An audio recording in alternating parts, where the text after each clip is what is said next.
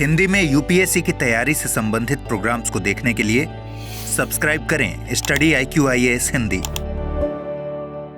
नमस्कार, study IQ IAS Hindi में आप सभी का स्वागत है। मेरा नाम है मनीष श्रीवास्तव। जैसा कि पता है आपको, हमने एक वीकली प्रोग्राम स्टार्ट किया है जिसमें हम इंपॉर्टेंट ऑर्गेनाइजेशंस को यहाँ पे कवर करते हैं। तो आज की जो ऑर्गेनाइजेशन है, इसमें आज हम बात करने वाले हैं आसियान के बारे में।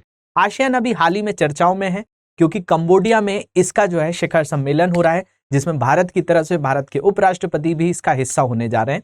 इसलिए भी मैंने ये टॉपिक अभी लिया है और हम हर वीक जो है एक ऑर्गेनाइजेशन को कवर करते हैं। तो हमने बहुत सारी ऑर्गेनाइजेशन कवर की है, जैसे पहले ब्रिक्स के बारे में पढ़ा था, साथ साथ हमने नाटो के बारे में पढ़ा था, इंटरपोल के बारे में पढ़ा, सार्क के बारे में पढ़ा, यूनाइटेड नेशंस के बारे में पढ़ा। तो वैसे ही हमने आज का जो टॉपिक लिया है उसका नाम है आसियान। आसियान का फुल फॉर्म की अगर हम बात करें तो इसको कहा जाता है association of south east Asia Nations. मतलब जो दक्षिण एशियाई जो देश हैं, उन देशों का जो समूह है उसको आसियान कहा जाता है। अब ये जो देशों का समूह है ये कब बना, तो इसका गठन बताया जाता है 8 अगस्त 1967 को हुआ था। अब आपके दिमाग में आ रहा होगा कि भाई 8 अगस्त 1967 में ऐसी क्या चीज हुई होगी जिसके कारण आसियान को बनाना पड़ा। तो हम वैसे ही बात करेंगे कि जिस तरीके से ये ऑर्गेनाइजेशन बनी है, इसका पूरा बैकग्राउंड पढ़ेंगे कि भाई इसके गठन के क्या कारण थे, क्यों इसको बनाया गया। तो उसके पीछे हमें जाना पड़ेगा। अगर हम बात करें 18वीं शताब्दी और 19वीं शताब्दी में, तो भारत भी अगर हम देखते हैं तो भारत भी एक उपनिवेश ही हुआ करता था, एक कॉलोनी हुआ करता था ब्रिटेन की। ऐसे ही साउथ ईस्ट एशिया भी बहुत सारे देशों की कॉलोनी हुआ करता था। तो अगर हम इसमें बात करें तो आपको ये दिख रहा होगा 1895 का मैप है। यहाँ पे बहुत सारे देश दिख रहे हैं, जो ये म्यांमार जिसको पहले बर्मा कहा जाता था, ये आपका यहाँ पे कंबोडिया है, लाओस है, ये यहाँ पे इंडोनेशिया है। ये सारी जो नेशंस हैं आप देखेंगे तो इस पर जो ये ऑरेंज कलर का है, ये बर्मा वाला जो रीजन दिख रहा है, इस पर है ब्रिटेन का कब्जा। इसके अलावा येलो जो है इस पे डचों का। इसके अलावा जो आपको थोड़ा सा पर्पल सा दिख रहा है, इस पे फ्रेंच का है, कुछ पुर्तगालियों की कॉलोनी है। तो ये पूरी क्या थी, एक उपनिवेश हुआ करता था इन सारे यूरोपीय देशों का। इसमें जापान की भी भागीदारी हुआ करती थी। तो जब ये दूसरा विश्व युद्ध हुआ, दूसरे विश्व युद्ध के बाद बहुत सारे देश आजाद हुए, ये भी आजाद हुए, तो ये भी उन चीजों को जो है झेल रहे थे। तो इन्होंने सोचा कि कोई एक ऐसा संघ बनाया जाए, कोई एक ऐसा एसोसिएशन बनाया जाए जिससे हमारे साथ जो भी चीजें हुई हैं उनसे उभरा जा सके और एक मजबूती दिखाई जा सके। तो इसके कारण जो है क्या बना, तो आसियान बना 1967 को 8 अगस्त को। तो 8 अगस्त को आसियान डे भी मनाया जाता है, हम उसके बारे में भी बात करेंगे। इसके अलावा एक और भी बहुत सारे कारण हैं। तो दूसरा विश्व युद्ध जो जब खत्म हुआ है उसके बाद आसियान की जो है न्यू बनने के लिए प्रारंभ हो गई थी। इसमें अगर हम एक एक कारणों की बात करें तो सबसे पहला है द्वितीय विश्व युद्ध के बाद या उसके दौरान जो दक्षिण पूर्व एशियाई देशों को बहुत सी समस्याओं का सामना करना पड़ा था। जैसे यूरोपीय और जापानी उपनिवेशवाद का शिकार होने के कारण इन देशों में भारी राजनीतिक और आर्थिक कीमत चुकानी पड़ी। कोई भी देश, भारत का भी अगर आप इतिहास उठाकर देखेंगे तो भाई ब्रिटेन के रूल से हमें कितना सारा नुकसान हुआ है। हमारे अंदर बहुत सारी ऐसी पॉलिसीज रही जिनमें किसानों को, जमींदारों को बहुत ज्यादा परेशान होना पड़ा। हमारी राजनीतिक उथल पुथल भी रही। तो ये सारी चीजें, कोई भी देश जब किसी का गुलाम होता है तो ये सारी चीजें उसको झेलनी पड़ती हैं। तो ये सारी चीजें दक्षिण पूर्वी एशियाई के देशों को भी झेलनी पड़ी। दूसरा प्रमुख कारण अगर हम यहां पर देखते हैं तो इनके सामने राष्ट्र निर्माण की समस्या थी। जब कोई भी देश, जैसे हम भारत, धीरे धीरे हम पोस्ट इंडिपेंडेंस पढ़ते हैं कि भाई आजादी के बाद भारत किस तरीके से भारत उभरा है, कौन कौन सी चीजें करी गई हैं भारत में, कई तरह की योजनाएं चालू की गई, गरीबी को किस तरीके से देखा गया, बेरोजगारी को कैसे, कई तरह के इंस्टीट्यूशंस बनाना। तो सेम चीज इन देशों के सामने भी थी। तो इसलिए जो है ये सारे देश एक साथ मिलकर आए एक मंच पर और उन्होंने इस चीज को गठन किया। और ये देश गरीबी का भी शिकार थे। तो ये सारी समस्याएं आपको, अगर जैसे कि अगर कोई भी अगर चीज होती है, कोई देश के आजाद होने के बाद ये सारी समस्याएं होती हैं, और आसियान बनने के कारण भी जो है ये सारी समस्याएं एक कॉमन हम लिख सकते हैं एग्जाम्स में, आंसर राइटिंग में। इसके अलावा ये आर्थिक रूप से पिछड़े हुए थे, गरीबी तो थी ही यहाँ पे। इसके अलावा शीत युद्ध के दौर में, मतलब जो कोल्ड वॉर था जिसमें यूएसए और यूएसएसआर, सोवियत संघ और अमेरिका आमने सामने थे, इन्हें किसी एक महाशक्ति के साथ जाने का दबाव भी झेलना पड़ा। भारत ने तो गुट निरपेक्ष जो आंदोलन था, जिसको नॉन अलाइनमेंट मूवमेंट कहा जाता है, जो नेहरू जी की पॉलिसी थी कि किसी भी गुट की तरफ नहीं जाए, तो भारत तो चला गया। लेकिन इन देशों के साथ एक क्या था कि झुकाव था, या तो अमेरिका का साथ दो या तो सोवियत संघ का साथ दो। तो ये सारी चीजें इन्होंने झेली हुई थी। तो शीत युद्ध के दौर में भी इन्हें किसी महाशक्ति के साथ जाने का कंटिन्यूस इनके ऊपर दबाव बना रहता था। तो ये सारे कारण बने। इसके अलावा एक सम्मेलन हुआ है जिसको कहा जाता है बारडोंग सम्मेलन, और गुट निरपेक्ष आंदोलन आदि के माध्यम से एशिया और तीसरी दुनिया के बीच एकता कायम करने के प्रयास अनौपचारिक स्तर पर कारगर साबित नहीं हो पा रहे थे इनसे। तो इन्होंने जो है 1967 में 1967 में 8 अगस्त को 5 देशों के समूह ने पहले मिलकर इस आसियान को बनाया, और ये जो है आपका आसियान दिवस के तौर पे भी बताया जाता है, और 1967 में ये बना। और इसमें खास बात है कि भारत इसका सदस्य नहीं था। इसमें डायलॉग पार्टनर है भारत, लेकिन जब बना था तब भी भारत इसका सदस्य नहीं था। इसमें अगर हम आगे बात करें तो अगर आपसे कोई पूछे कि भाई आसियान क्या है, तो आसियान का वही मतलब है कि जो दक्षिण पूर्वी एशियाई के देशों का जो समूह है, association of south east Asian Nations, उनको आसियान कहा जाता है। तो यहां पर आसियान की स्थापना मैंने आपको बताई कब हुई, 1967 में 8 अगस्त के दिन। तो 8 अगस्त का दिन बहुत महत्वपूर्ण है। इसके अलावा अगर दूसरी चीज बात करें यहाँ पे, तो देखने मिलता है इसकी स्थापना कहाँ हुई है, बैंकॉक में हुई है। तो बैंकॉक घोषणा पत्र, या इसको बैंकॉक डिक्लेरेशन भी कहा जाता है, कि स्थापना बैंकॉक घोषणा पत्र पर हस्ताक्षर करने पे हुई। बैंकॉक कहाँ आता है, तो आप बोलेंगे थाईलैंड में आता है, तो थाईलैंड में ये सम्मेलन हुआ था। इसके अलावा इसी में अगर हम बात करें तो इसके संस्थापक देशों में इंडोनेशिया भी है, मलेशिया भी है, फिलीपींस भी है, सिंगापुर भी है और थाईलैंड भी है। तो ये जो है इसके संस्थापक देश हैं, और बाद में इसमें जो है और भी देश मिले। तो अभी इसमें कुल 10 देश हैं। बाद में वर्षों में Brunei, Vietnam, Laos, Myanmar, Cambodia इस संघ में शामिल होने के साथ इसकी संख्या 10 हो गई। तो आज इसके अंदर कितने सदस्य हैं, तो आप बता देंगे इसके अंदर 10 नेशंस आते हैं, 10 सदस्य देश हैं। 5 संस्थापक देश थे, 5 बाद में जुड़े। कहां हुआ, तो बैंकॉक घोषणा पत्र से या बैंकॉक डिक्लेरेशन से इसको बनाया गया। आसियान को कब बनाया गया, 8 अगस्त 1967 को इसको बनाया गया था। इसके अलावा 8 अगस्त आसियान दिवस के रूप में मनाया जाता है, ये मैंने आपको बता ही दिया। इसका सिंबल अगर आप देखेंगे तो भाई आसियान का जो फ्लैग है, जो झंडा है, कुछ इस तरीके से नजर आता है, और इसमें जो है ये आपकी धान की बालियां हैं, जो ये 10 देशों को एक साथ मिलाकर एक तरीके से एक सामान्य मंच साझा करने को कहती हैं, कि भाई ये आर्थिक तौर पर, सामाजिक तौर पर और एक तरीके से राजनीतिक तौर पर एकजुट मिलकर रहते हैं। तो इनके जो झंडे का मीनिंग है वो भी इस तरीके से बताया जाता है। तो इसमें कौन कौन से देश आ जाते हैं, पूरा दक्षिण पूर्वी एशियाई में देखे जाए तो लाओस है, म्यांमार है, थाईलैंड के बैंकॉक में ये सम्मेलन हुआ था। इसके अलावा मलेशिया भी इसका सदस्य है, कंबोडिया भी इसका सदस्य है, वियतनाम है, फिलीपींस, ब्रुनई, इंडोनेशिया और सिंगापुर। ये सारे 10 देशों का समूह क्या कहलाता है, तो आसियान कहलाता है। यही तो आसियान में ये सारे 10 देश हैं, जिनमें 5 पहले देश थे और 5 बाद में जुड़े।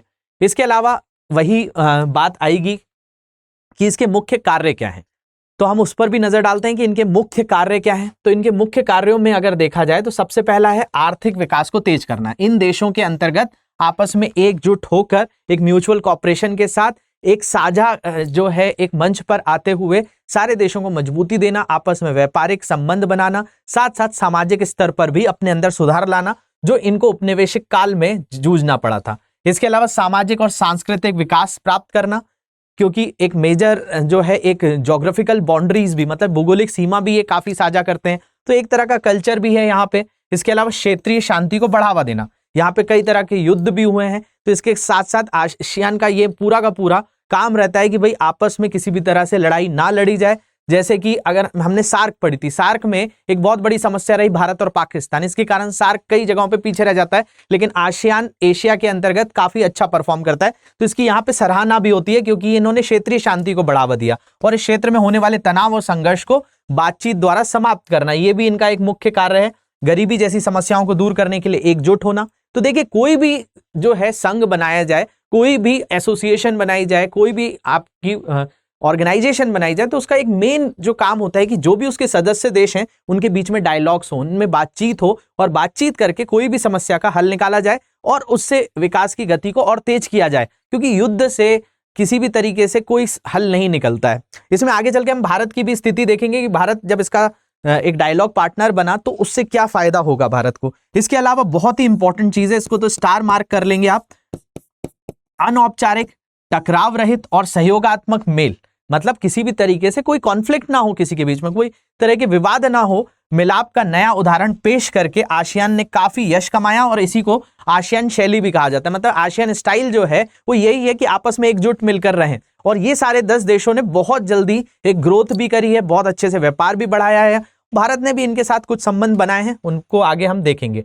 तो अगर हम इसके मुख्य कार्यों की बात करें तो हम मुख्य कार्यों में यही सारी चीजें देखने मिलती हैं कि सामाजिक, आर्थिक और सांस्कृतिक विकास को बढ़ावा दिया, साथ साथ अंतर्राष्ट्रीय क्षेत्रीय संगठनों के साथ अनुपूरक संबंध बनाए, साथ साथ अपने यहाँ शांति भी बनाई और कोई भी समस्या आई तो उस पर जो है डायलॉग किए, उस पर बातचीत करके उसका हल निकाला। कृषि एवं उद्योगों तथा संबंधित चीजों में विकास किया, परीक्षण एवं अनुसंधान की सुविधा प्रदान की, पारस्परिक सहयोग और संधि को बढ़ावा भी इन्होंने साथ मिलकर दिया है।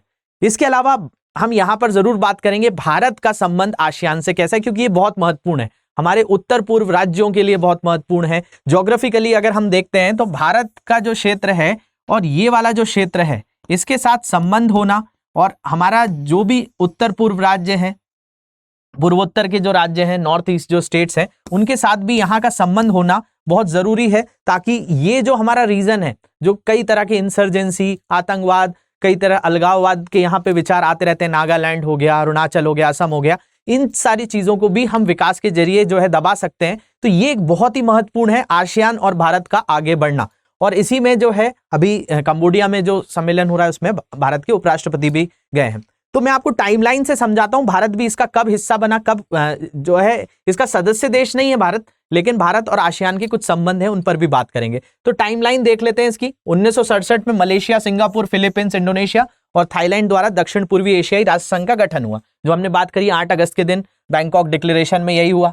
इसके अलावा यहां पर देखिए 1991 में क्या हुआ, तो यहां पर 2 प्रमुख घटनाएं हुई। यूएसएसआर जो था, सोवियत संघ टूट गया, तो सोवियत संघ का जो है विघटन हुआ, शीत युद्ध की समाप्ति हुई और आर्थिक वैश्वीकरण की ओर भारत ने मार्च में पीवी नरसिम्हा राव हमारे उस समय क्या थे, प्रधानमंत्री हुआ करते थे। हमारे जो वित्त मंत्री थे, फाइनेंस मिनिस्टर, हमारे भूतपूर्व प्रधानमंत्री जो रहे मनमोहन सिंह, उस समय जो है फाइनेंस मिनिस्टर हुआ करते थे, आरबीआई के पहले गवर्नर भी रहे थे। उन्होंने जो उस समय बजट पेश किया था और एलपीजी जो भारत में आया उसने बहुत सारे बदलाव लाए। तो 2 बड़ी घटनाएं हुई 1991 में, शीत युद्ध का समाप्त भी होना और एलपीजी का भी आना। तो पीवी नरसिम्हा राव सरकार के तहत भारत की पूर्व की ओर देखो नीति का भी मार्ग प्रशस्त किया गया, क्योंकि हम लिबरल हुए, हमने प्राइवेटाइजेशन, ग्लोबलाइजेशन, इन सारी चीजों को अपनाया, तो हमने पूर्व की तरफ देखना चालू किया। और भारत की पूर्व की ओर देखो नीति जो एशिया प्रशांत क्षेत्र के देशों के साथ व्यापक आर्थिक और सामरिक और सांस्कृतिक संबंध बनाने का एक प्रयास था। तो 1991 के बाद जो है समीकरण बदलने लगा। और क्या हुआ, तो इसके बाद देखिए 1992 में, यहाँ पे 1 साल बाद की बात है, भारत आसियान का क्षेत्रीय संवाद भागीदार बना, मतलब रीजनल डायलॉग जो है पार्टनर बन गया। कब? आपका भारत 1992 से। तो यहां पर देखिए ये बहुत ही महत्वपूर्ण है, 1992 से अभी 2022 चल रहा है, तो 30वीं वर्षगांठ मनाई जा रही है भारत का इसका जो है एक संवाद भागीदार होने के लिए। तो अगर हम इसमें आगे बात करते हैं तो 1995 में आसियान का पूर्ण संवाद भागीदार बन गया भारत। 1992 में जो है क्षेत्रीय संवाद भागीदार बना और पूर्ण संवाद जो भागीदार बना, कंप्लीट जो डायलॉग पार्टनर बन गया, वो 1995 बन गया। लेकिन हम यहाँ पर 30 वर्ष जो अभी मना रहे हैं वो इसी वर्ष से काउंट किए जाते हैं। इसके अलावा अगर हम बात करें तो 1996 की घटना देखिए, भारत आसियान क्षेत्रीय मंच का सदस्य बन गया, जो एशिया में सुरक्षा वार्ता के लिए एक प्रमुख मंच है और एक ऐसी सेटिंग प्रदान करता है जिसमें सदस्य वर्तमान क्षेत्रीय सुरक्षा मुद्दों पर चर्चा कर सकते हैं, क्योंकि डायलॉग हो रहे हैं, इनके साथ हमारे बहुत अच्छे से बातचीत हो रही है और क्षेत्र में शांति और सुरक्षा बढ़ाने के लिए सहकारी उपाय विकसित कर सकते हैं। तो ये जो चीज है, डायलॉग हम धीरे धीरे आसियान के अंतर्गत भारत का बहुत बड़ा एक जो है हिस्सा हो गया, क्योंकि चाइना को काउंटर करने के लिए भी ये बहुत ज्यादा जरूरी है, क्योंकि ये सारे देश जो हैं पूरा साउथ चाइना सी, अगर पैसिफिक की भी बात करें कि भारत प्रशांत के साथ, क्योंकि हम आज की डेट में 80% जो व्यापार करते हैं वो समुद्री मार्ग से करते हैं। तो अगर हम इन देशों के साथ अच्छे से बनाकर रखेंगे, हमारी बातचीत अच्छी रहेगी, यहाँ पर पूरी तरह से एकजुटता रहेगी, जैसे फ्री ट्रेड एग्रीमेंट भी भारत ने इनके साथ जो है साइन किया हुआ है, तो ये सारी चीजें भारत को आगे चलकर और हमारे जो पूर्वोत्तर राज्य हैं उनके लिए भी बहुत कारगर सिद्ध होंगे। तो 96 में ये चीज हुई। इसके अलावा 2002 में भारत और आसियान ने वार्षिक शिखर स्तरीय बैठकें शुरू करी, मतलब हर साल ये बैठक होती है, जो अभी जाके कहां हो रही है, कंबोडिया में हो रही है। और ये कब से चालू करी? 2002 से। अभी 19वीं जो है वार्षिक जो है शिखर स्तरीय बैठक शुरू हुई है, जिसमें हमारे उपराष्ट्रपति भी गए हैं। कमेंट सेक्शन में उनका नाम बताएंगे आप। इसके अलावा 2009 में भारत आसियान जो एक तरीके से जो गुट बना है, उसमें मुक्त व्यापार समझौता संपन्न हुआ। मतलब यहां पर फ्री ट्रेड एग्रीमेंट जिसको कहा जाता है FTA, इनके बीच में एक साइन किया गया 2009 में। इसके बाद की घटना अगर हम बात करें तो 2012 में भारत आसियान सामरिक साझेदारी संपन्न हुई। एक तरीके से जो है इनकी साझेदारी, जो एक कॉमन मंच होता है, कॉमन प्लेटफॉर्म होता है, इस पर इन्होंने सामरिक साझेदारी जो है उस पर भी बातचीत करी। चाइना को काउंटर करना एक बहुत बड़ा स्टेप था। 2014 में सेवाओं मतलब जो सर्विसेज इन्वेस्टमेंट में भारत आसियान मुक्त व्यापार समझौता संपन्न हुआ। इसका उद्देश्य भारत और आसियान के बीच जनशक्ति और निवेश की आवाजाही को सुविधाजनक बनाना था। इसके बाद देखिए 2018 में एक बहुत महत्वपूर्ण घटना हुई। भारत आसियान ने एक स्मारक शिखर सम्मेलन आयोजित करके अपने संबंधों के 25 साल पूरे होने पर जश्न मनाया। और ये कब हुआ? तो ये 2018 में हुए। इस समय नरेंद्र मोदी जी की सरकार हुआ करती थी। 26 जनवरी 2018 को गणतंत्र दिवस परेड के लिए सभी 10 आसियान देशों के नेताओं को मुख्य अतिथि के तौर पर भी आमंत्रित किया गया, जब इसके 25 साल हुए। अब तो जो है आपका यहाँ पे अगर हम बात करें तो 19वां शिखर सम्मेलन जो है उसमें भागीदारी हो रही है। तो भारत के लिए आसियान का महत्व क्या है, अगर कोई पूछे या एग्जाम्स में आपको आंसर राइटिंग में भी आए, तो देखा जाए तो एक महत्वपूर्ण व्यापारिक साझेदार है, जो कि काफी ज्यादा जो है समृद्ध भी है, क्योंकि इसमें सिंगापुर जैसी कंट्री हैं जो एक तरीके से पूरा समुद्री व्यापार के अंदर बहुत बड़ा एक स्तंभ के तौर पे माना जाता है। इसके अलावा इनके और भी अन्य महत्वपूर्ण कारण हैं। भारत के लिए आर्थिक तौर पर महत्वपूर्ण है, भारत के उत्तर पूर्वी राज्यों के लिए महत्वपूर्ण है, हमारी जो एक्ट ईस्ट पॉलिसी है उसके लिए भी बहुत ज्यादा जरूरी हो जाता है।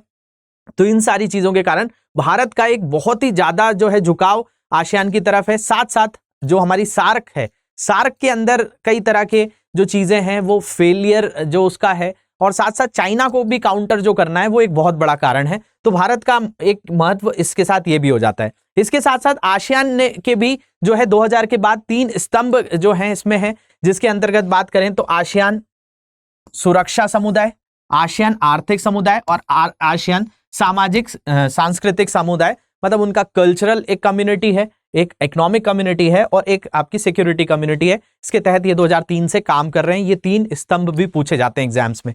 तो इसका जो अगर हम बात करें तो गठन कब हुआ है, तो 8 अगस्त को हुआ है, जिसको आसियान डे भी मनाया जाता है, और इसके 10 सदस्यों के बारे में भी पूछा जाता है। तो ये सारी जानकारी मैंने आपसे साझा करी है। आपको और भी कोई तरह की इंफॉर्मेशंस में डाउट है या कुछ भी तरह की चीजें हैं तो आप इन सोशल मीडिया हैंडल पे मुझसे जुड़ सकते हैं। लेक्चर की PDF ऊपर दिए गए टेलीग्राम ग्रुप से ज्वाइन करेंगे। इसके अलावा आपको ये सीरीज हमारी कैसे लग रही है तो ये आप मुझे कमेंट सेक्शन में जरूर बताएंगे, ज्यादा से ज्यादा लोगों से शेयर करेंगे। Thank you very much for watching this. Have a great day.